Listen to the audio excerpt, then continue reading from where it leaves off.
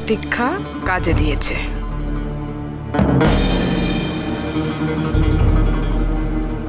আমি কি দোষ করেছি শর্মা মশাই?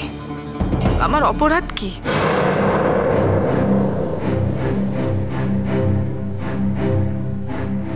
আমার ইচ্ছের বিরুদ্ধে আমার বাবা আমাদের সম্পর্কটাকে ভেঙে দিয়েছিল।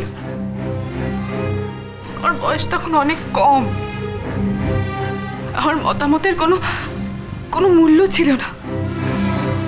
কিন্তু আপনি আজও আমাকে সেই কারণেই দোষারোপ করে যাচ্ছেন। কখনো ভেবে দেখেছেন একজন বিবাহিত মেয়ের পক্ষে তার স্বামীকে ছেড়ে থাকাটা কতটা লজ্জার, কতটা যন্ত্রণার, কতটা অপমানের? তাই তো আমি সবকিছু ছেড়ে জোর করে ফিরে এসেছি আপনার কাছে, নিজের শ্বশুর বাড়ির ভিটেতে, নিজের স্বামীর কাছে। কিন্তু আপনি তো আমাকে ক্ষমাই করতে পারলেন না।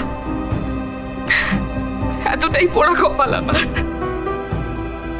না গো দিদি, আসলে আমি জানি,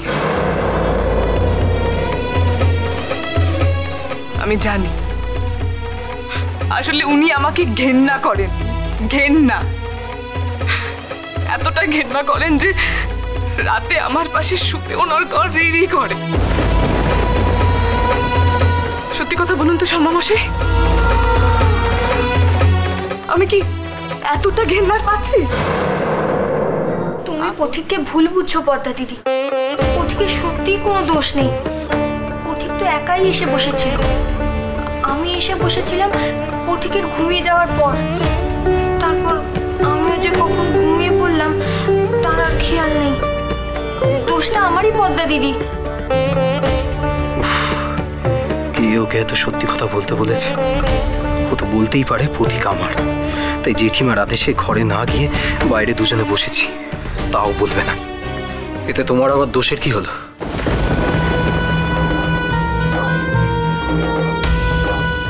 না না না, কারোর দোষ না, সমস্ত দোষ আমার একার। আচ্ছা শর্মা মশাই, আপনি তো অন্যায়কে সমর্থন করেন না। টোলে তো আপনি আপনার ছাত্রদের ন্যায় নীতির পাঠ শেখান। তাহলে নিজের বেলায় তার অন্যথা কেন শর্মা মশাই? ইচ্ছে হোক বা অনিচ্ছে, আপনি আমাকে স্ত্রী হিসেবে গ্রহণ করেছেন। তাহলে কি আমার ওপর আপনার কোনো দায়িত্ববোধ থাকা উচিত নয়? বলুন। কিন্তু দিদি, পথিক কিন্তু তোমাকে কোনো তুমি থামো কপাল। আমাদের কথার মাঝখানে তুমি কথা বলো না।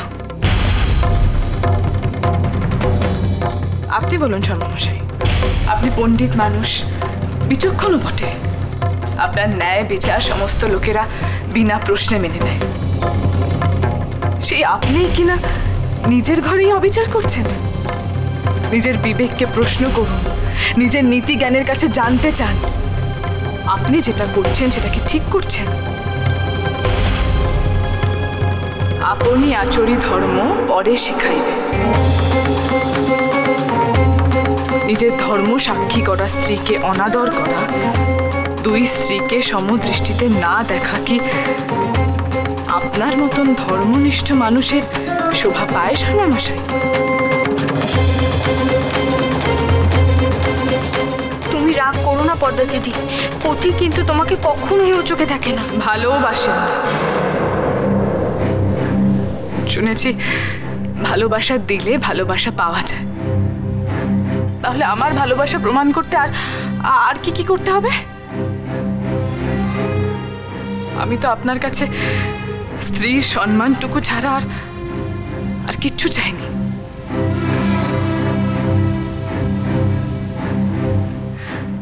আমাকে ভালোবাসার অধিকার দিন।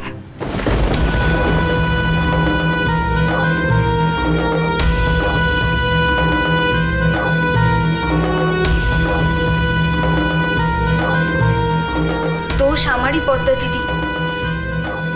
তুমি পথিককে কিছু বলো না, পথিক তোমারই।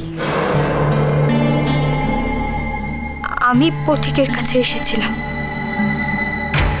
আমি চাইলেই চেঁচিয়ে সারা বাড়ি মাথায় করতে পারতাম, আমি তা করিনি।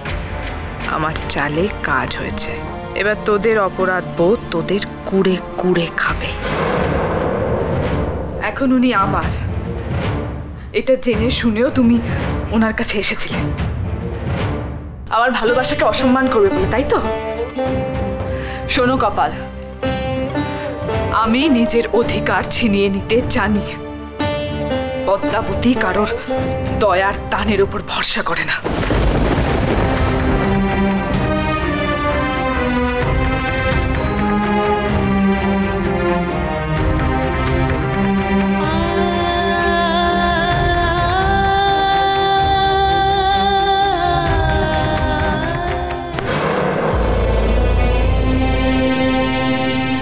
তুমি একেবারে আমাকে অপরাধী করে ছাড়লে কপাল।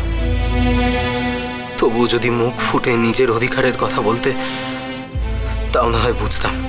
তা না করে তুমি আমাকে একেবারে অপরাধী করে ছাড়লে কপাল। কিসের অপরাধ শর্মামশাই? এখানে অপরাধী তো শুধু আমি। পদ্মা, এবার থামো, অনেক বলেছো তুমি। তুমি তুমি শুয়ে পড়ো, কাল সকাল হলেই আমাদের বেরোতে হবে। আপনি ঘুমুন, আমার আর ঘুমিয়ে কাজ নেই। তবে আপনাকে কাল আর কষ্ট করে যেতে হবে না। যাব না কেন? কারণ আমি আপনার অযোগ্য। আপনার বোঝা হয়ে এই সংসারের অকল্যাণ করে তো আমার কোনো প্রাপ্তি হবে না শর্মামশাই। আপনি আমাকে চান না, এটা আমি এতদিনে খুব ভালোই বুঝেছি। আমি আজই মা জেঠিমাকে শেষ প্রণাম করে এই বাড়ি থেকে চলে যাব। কি সর্বনাশ! পদ্মা এভাবে বাড়ি ছেড়ে চলে গেলে সব দোষ গিয়ে পড়বে কপালের ঘাড়ে। জেঠিমা ওর সঙ্গে প্রচন্ড অশান্তি করবে। শোনো পদ্মা, আমি তোমায় কথা দিচ্ছি, এ বাড়িতে আমার বা কপালের জন্য তোমার কোনো অসম্মান হবে না। আমায় তুমি ক্ষমা করো। ছি, আপনি স্বামী হয়ে ক্ষমা চাইছেন কেন? চাওয়া উচিত তাই চাইলাম। তুমি শুয়ে পড়ো।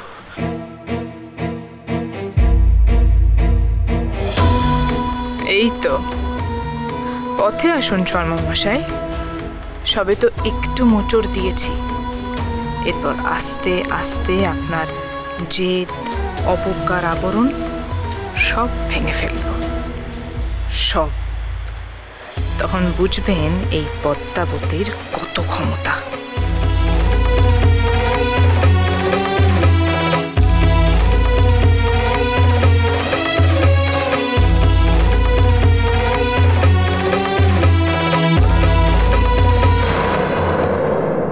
কতদিন পর বাপের বাড়ি যাচ্ছি, বেশি দূরেও না, কিন্তু তাও কত বাধা চলে আসছে।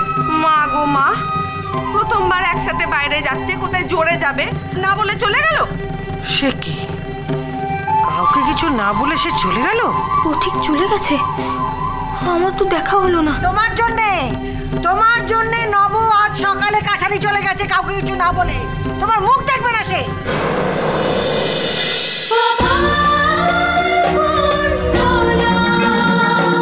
cholo, cholo, cholo, cholo, palta.